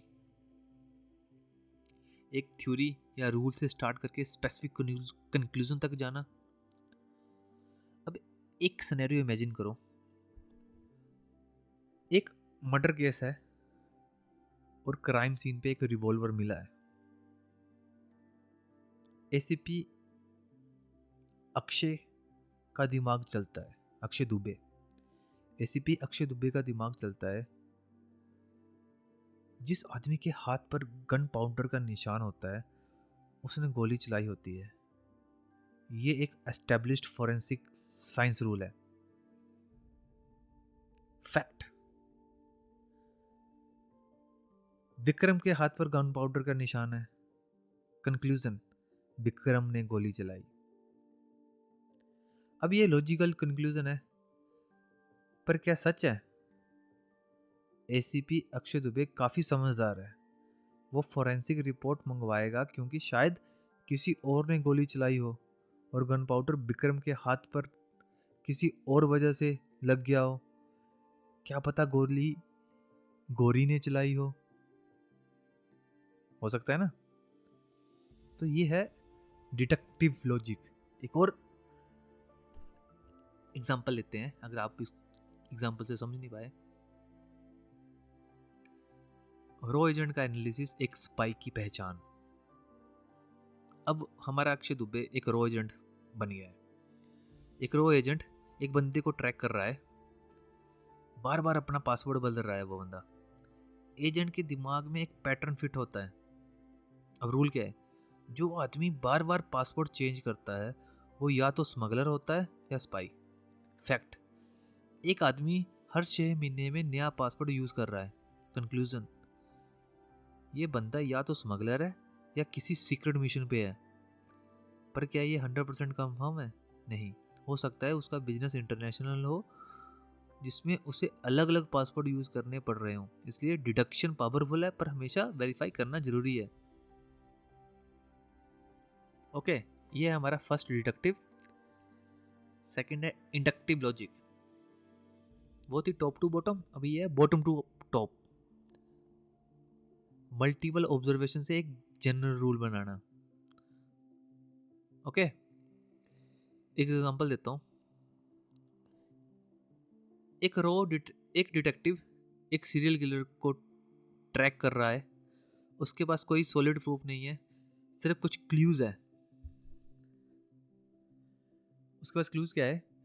पिछले 10 मर्डर में ना एक ही तरीका यूज किया गया है, विक्टिम को एक ही पैटर्न से मारा गया है।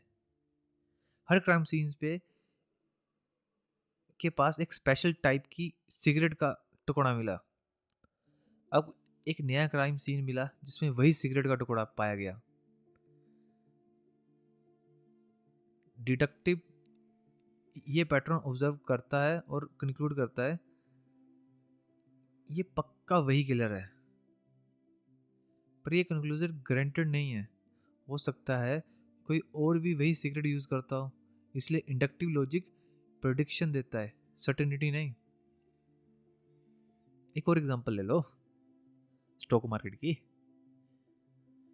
एक एक्सपीरियंस्ड स्टॉक ट्रेडर मार्केट के ट्रेंड्स देख रहा है और एनालाइज कर रहा है। पिछले 10 सालों में जब भी रिसेशन आया गोल्ड का प्राइस बढ़ा। अब रिसेशन आने वाला है और इकोनॉमिक क्राइसिस हो रहा है। ट्रेडर कंक्लूड करता है गोल्ड का प्राइस बढ़ने वाला है, मुझे अभी इन्वेस्ट करना चाहिए। पर क्या ये प्रेडिक्शन 100% एक्यूरेट है? नहीं, हो सकता है कि इस बार मार्केट किसी और फैक्टर की वजह से अलग रिएक्ट करे। हो सकता है ना। That is inductive. उसके बाद है एबडक्टिव एंड फोर्थ है लॉजिकल फैलेसी। एबडक्टिव लॉजिक,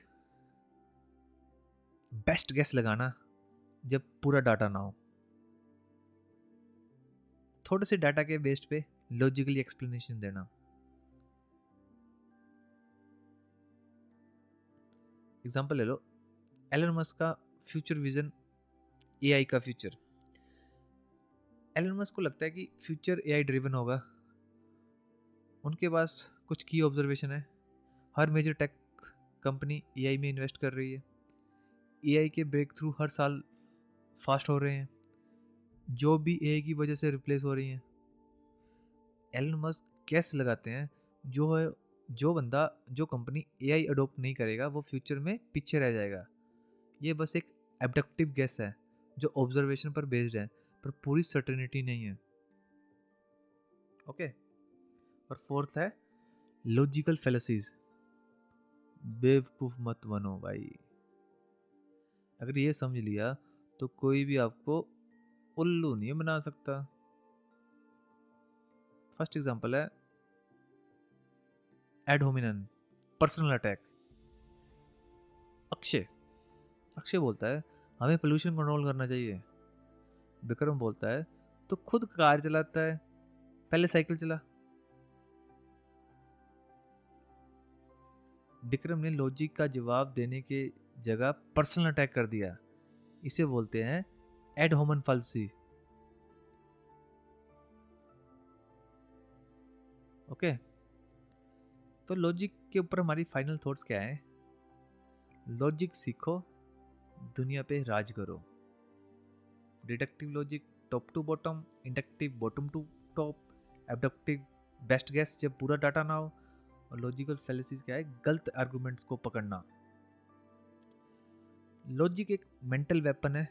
अगर आप इसे सही तरीके से इस्तेमाल करना सीख गए तो दुनिया का कोई भी इंसान आपको उल्लू नहीं बना सकता। बाकी कोई जानवर बना दे तो मुझे पता नहीं है, पर उल्लू तो नहीं बना सकता भाई। तो नेक्स्ट ब्रांच है हमारी हिस्ट्री, जिसमें हम पढ़ते हैं ancient history, medieval history, early modern history और कंटेम्परेरी हिस्ट्री।